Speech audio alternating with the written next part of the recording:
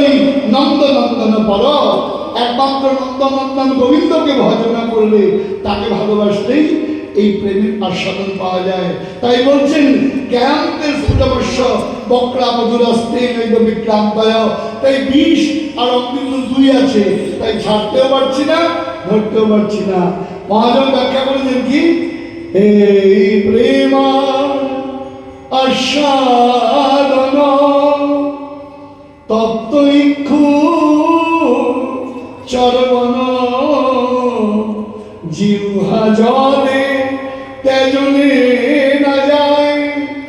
যদি হয় তার যোগ, না হয় তার বিয়োগ, বিয়োগ হইলে কেহ না জিয়।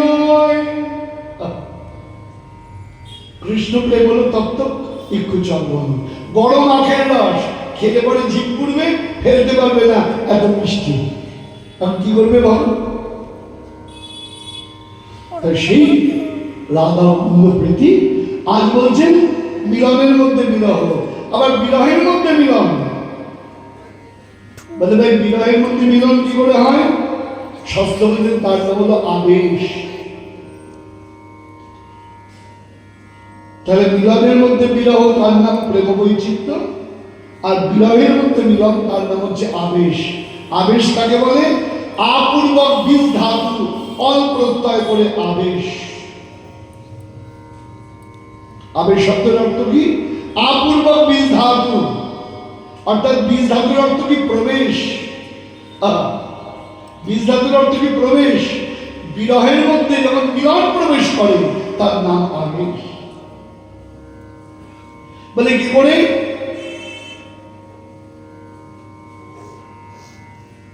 উদ্ধব মহারাজ বৃন্দাবনের কাছে গোবিন্দ বলছেন গচ্ছোদ্ধবজং সম্মা পিত্রোন প্রতিমাবহ গোপীনাং মদ্বিয়োগাদিং মৎসন্দেশে বিমজ্জয়। গোবিন্দের কথা বলেছেন। তা উদ্ধব মহারাজ বৃন্দাবনে ফিরে এসেছেন। আমাদের সময় মতো বেশি রাখা যাবে না, আশাটা গোবিন্দের কাছে বসেছি, পাঠিয়েছি মেসেজ দাও, আমার মাকে কেমন দেখলি? উদ্ধব মহারাজ বললেন। আমার বাবাকে কেমন দেখলে? উদ্ধব মহারাজ বললেন। আমার সখাদের কেমন দেখলেন? উদ্ধব মহারাজ বললেন। গোবিন্দ লজ্জায় বলতে পারছেন না, কি করে বলবেন? উদ্ধব মহারাজ তো জিজ্ঞাসা করবেন, এত যদি ভালোবাসো তাহলে ব্যথা দিলে কেন? গোবিন্দ এটা বলতে পারছেন, উদ্ধব এত ভালোবাসে বলে ব্যথা দিতে পেরেছি, কারণ ব্যথা দিতে পারি না সবার ভালোবাসা নষ্ট হয়ে যাবে। বৃন্দাবনের ব্রজগোপিকাগণের এত গভীর প্রীতি জগৎকে দেখিয়েছি। সমুদ্রের সৌন্দর্য কখনো বাবা যখন ঝড় হয় তরঙ্গ বোঝা যায়, ঠিক তেমনি কৃষ্ণ বিরহের ঝড় যদি না হতো ব্রজগোপিকাগণের প্রেম সমুদ্রের এই তরঙ্গ আস্বাদন তুমি করতে পারতে না।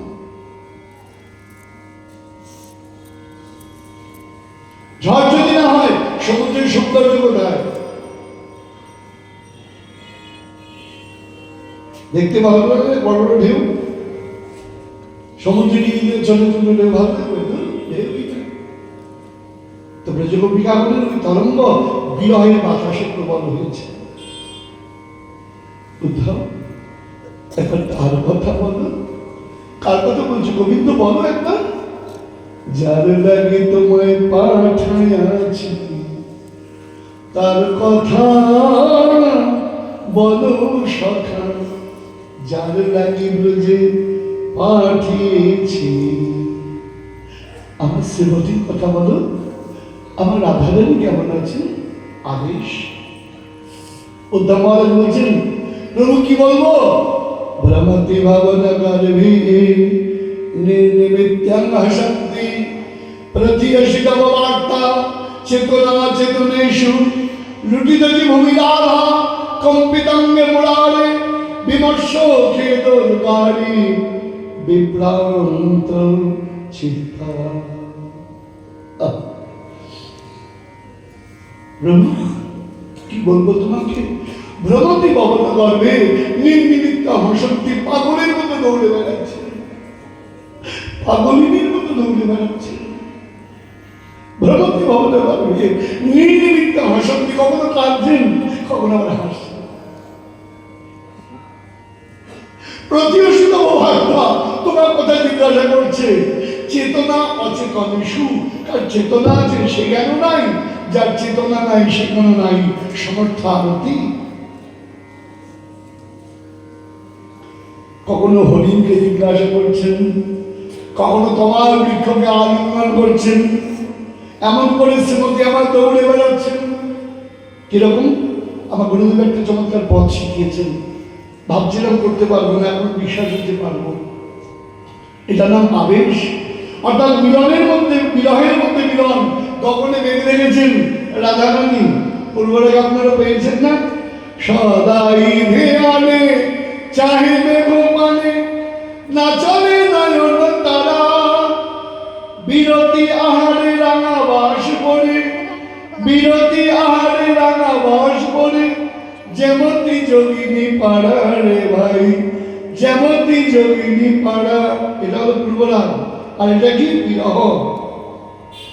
গগনের মেঘকে দেখে মনে করছেন গোবিন্দ, চিৎকার করে তো হাত তুলে বলছেন, মোর ঘন শ্যাম এরে কি আজ কালো মেঘের বেশি, দূর মথুরার নীল যমুনা পার হয়ে মোর দেশে, মোর ঘন শ্যাম এরে কি আজ কালো মেঘের বেশি। এটার নাম কি বাবা? আবেশ। ত্রিভুবন বিকল্পায়ন বিরহে যেদিকে তাকানো সেদিকে গোবিন্দ দর্শন দিচ্ছে। তাহলে এখন কি হলো? চৈতন্য মহাপ্রভুর ভেতরে সেটি ভক্তমন্ডলী বলছেন গৌরস্য কৃষ্ণ বিচ্ছেদ। তাহলে মিলনের মধ্যেও বিরহ হয়, আবার বিরহের মধ্যেও মিলন হয়। তাহলে গৌরের কৃষ্ণ বিচ্ছেদ এটা কোনো অস্বাভাবিক বিষয় নয়, এটা স্বাভাবিক। এটা কি বাবা? স্বাভাবিক তথ্য, এটা প্রমাণিত হলো। তো গৌর কৃষ্ণ বলে কাঁদবেন, কৃষ্ণ আর কৃষ্ণ বলে কাঁদবেন কেন? কখনো প্রেম বৈচিত্র্য, কখনো আবেশ। হ্যাঁ, তা তুমি দেখে মনে করছো। এবং ভগবান জগৎকে দেখাচ্ছেন কিরকম জগৎ, বারবার দেখাতে পারবো না।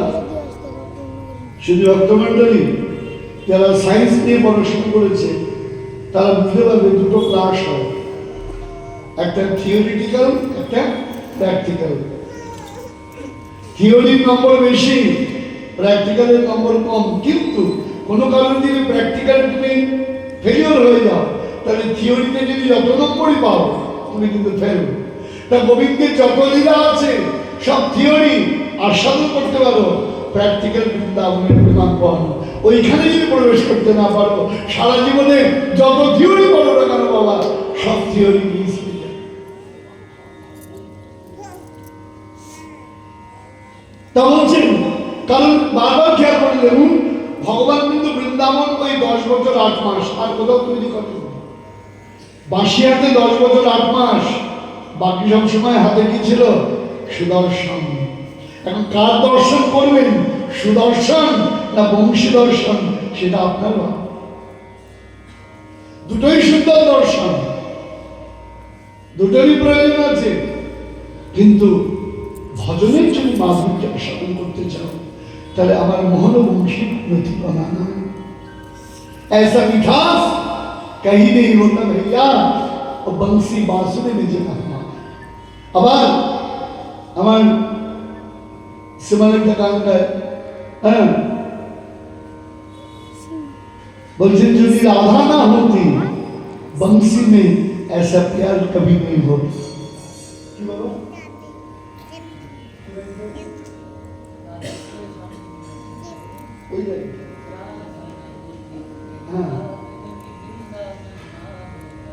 राधा ना होती तो वृंदावन में वृंदावन ना होता। बंसी भी होती, बांशी राखतो तो बांशीতে এমন সুর কখনো হতো না যদি রাধা রানী না থাকতো। দুধ থাকতো, রাবড়ি হতো না, যদি তলায় আগুনের জাল না দাও।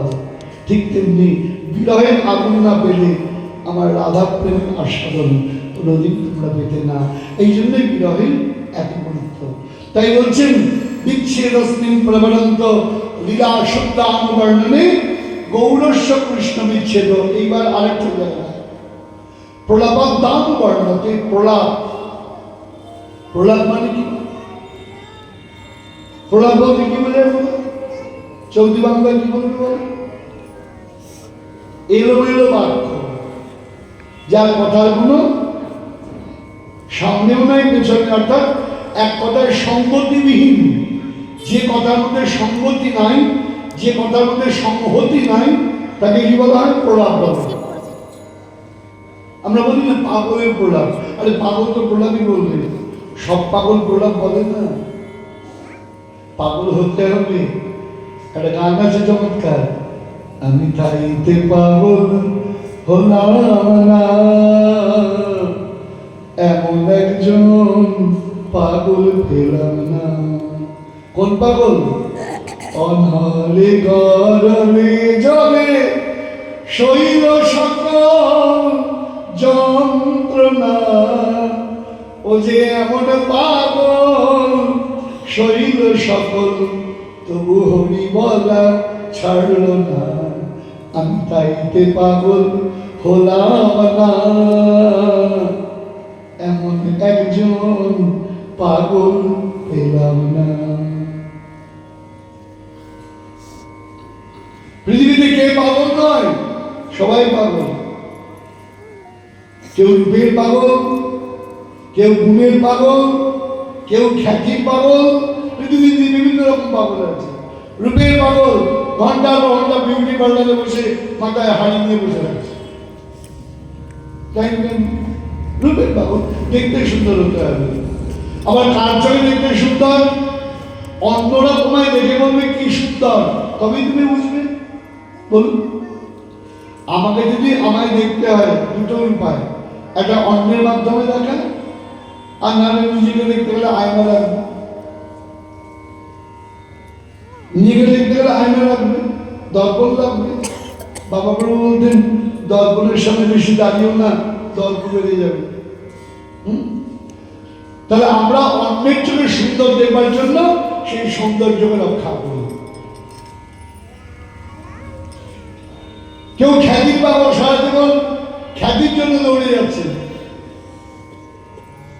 একে খাওয়াচ্ছে, ওকে দাওয়াচ্ছে, ওকে টাকা দিচ্ছে, ওকে পয়সা দিচ্ছে, খ্যাতি লাগবে, আর কিছু লাগবে। গুণের পাগল, গুণের পাগল বলতে আপনার নাম জানে না তার নাই ঠিক। হ্যাঁ, কলকাতায় গিয়ে যুবভারতী ক্রীড়া মনে, হ্যাঁ, দুনিয়ার চেয়ার থেকে ভেঙে দিয়ে এলো, দেশের সম্পদ নষ্ট করে এলো। এটা এমন লোককে দেখার জন্য যে ওইখানে থাকার থেকে মুকেশ আম্বানির বাড়িতে বেশিক্ষণ সময় ব্যয় করে। তুই চেয়ার ভাঙলি, কার তো ভাঙলি, করতেই ভাঙলি। এমনই পোড়া দেশ, এদের বুদ্ধি শুদ্ধিও পোড়া। কোনো জিনিস আমরা বুঝতে পারি না। গুণের পাগল বলবো না, কি পাতা পাগল, যাই হোক। আবার কেউ রূপের পাগল বললাম, কেউ গুণের পাগল, কেউ বিদ্যার পাগল, সারাক্ষণ বিদ্যা পড়াশোনা করছে। এক একজন এক একটা পাগল।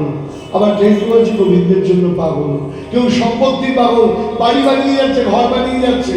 আজকে কোনো এক সন্তানকে বলেছিলাম, বাবা যত বড় প্রতিষ্ঠান তৈরি করো না কেন, যদি উত্তরসূরি না থাকে, প্রতিষ্ঠান তৈরি করো না করো দুই সমান।